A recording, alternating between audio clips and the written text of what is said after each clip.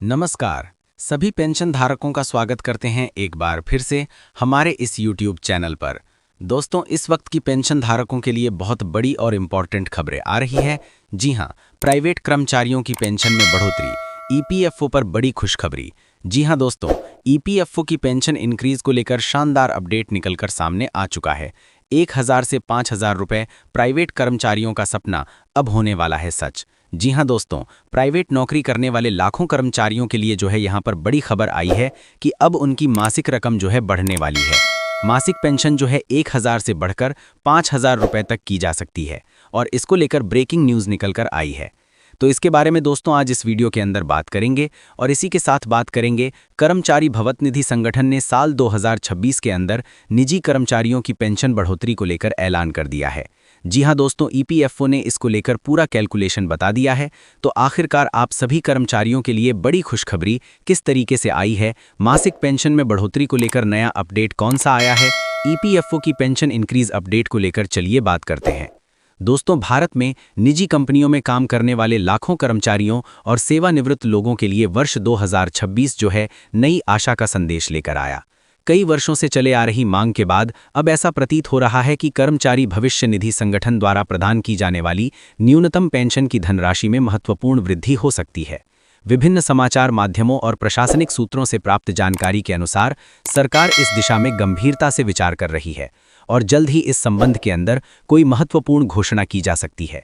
ये बदलाव उन करोड़ों भारतीयों के जीवन में एक सकारात्मक मोड़ ला सकता है जो अपने कामकाजी जीवन के दौरान EPFO की छत्रछाया में योगदान कर रही है। पिछले कुछ समय में पेंशन धारकों की विभिन्न संगठन और यूनियन लगातार सरकार से गुहार लगा रही हैं कि मौजूद पेंशन राशि को बढ़ाया जाए। अब जब सरकार स्तर पर इस मुद्दे पर सक्रिय हो चुकी है तो लाखों बुजुर्गों के चेहरे पर उम्मीद की नई किरण दिख रही है। कर्मचारी पेंशन स्कीम, जिसे कि EPS 95 नाम से जाना जाता है, उसके अंतर्गत फिलहाल जो न्यूनतम पेंशन तय की गई है वो मात्र 1000 रुपए की है और इस राशि को लागू हुए अब लगभग 12 वर्ष का समय बीत चुका है। तब से लेकर आज तक इसमें कोई संशोधन नहीं किया गया है। जब इस राशि में निर्धारित किया गया था उस समय आर्थिक परिस्थितियां वर्तमान से काफ़ी भिन्न थीं। जीवन यापन का खर्च अपेक्षाकृत कम था। पिछले एक दशक में देश में वस्तुएं, सेवाओं की कीमतों में अत्यधिक वृद्धि हुई है। खाने पानी की चीज़ों से लेकर दवाइयों तक हर क्षेत्र में दामों के अंदर इजाफा हुआ है। विशेष रूप से चिकित्सा सुविधाओं का खर्च आसमान है, जो बुजुर्गों के लिए बड़ी चुनौती बन गया है। ऐसी परिस्थिति में 1000 रुपए की मासिक पेंशन से महीने से मूलभूत खर्चों को पूरा करना भी असंभव हो गया है। वहीं पेंशन धारकों की मांग और उनकी अपेक्षाओं को लेकर बात करें तो विभिन्न कर्मचारी संघों और पेंशन भोगियों संगठनों के द्वारा सरकार के समक्ष ये प्रस्ताव रखा गया कि न्यूनतम पेंशन को बढ़ाकर 7500 और 9000 रुपए के बीच किया जाना चाहिए। उनका तर्क है कि यह राशि वर्तमान महंगाई दौर और जीवन यापन की लागत को ध्यान में रखते हुए उचित है। सेवानिवृत्त कर्मचारियों का कहना है कि जब वे कर्मकाजी थे तब नियमित रूप से अपनी कमाई का हिस्सा भविष्य में जमा किया, इसलिए अब उन्हें सम्मानजनक पेंशन मिलनी चाहिए। आर्थिक विशेषज्ञों और सामाजिक कार्यकर्ताओं का भी मानना है कि 1000 रुपए की मासिक धनराशि से किसी भी व्यक्ति का गुजारा संभव नहीं है। बुजुर्गों को अपनी दवाइयाँ, भोजन और अन्य आवश्यकताओं की चीज़ों के लिए परिवार के सदस्यों पर निर्भर रहना पड़ रहा है।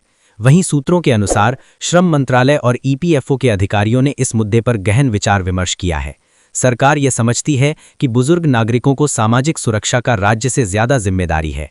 उन्हें सम्मानपूर्वक जीवन जीने का अधिकार है। हालांकि अभी तक कोई आधिकारिक घोषणा नहीं हुई है, लेकिन विभिन्न चैनलों से आ रही खबरों ने इसे सकारात्मक बना दिया है। सरकार पेंशन वृद्धि के वित्तीय प्रभावों का आकलन कर रही है, एक व्यावहारिक समाधान निकालने की कोशिश की जा रही है। यदि ये प्रस्ताव स्वीकृत हो जाता है तो ये निजी क्षेत्र के करोड़ों सेवानिवृत्त कर्मचारियों के जीवन में एक बड़ा बदलाव लाएगा। उन्हें आर्थिक यहाँ पर अधिक स्वतंत्रता मिलेगी और वे मूलभूत आवश्यकताओं का बेहतर तरीके से पूरा कर पाएंगे।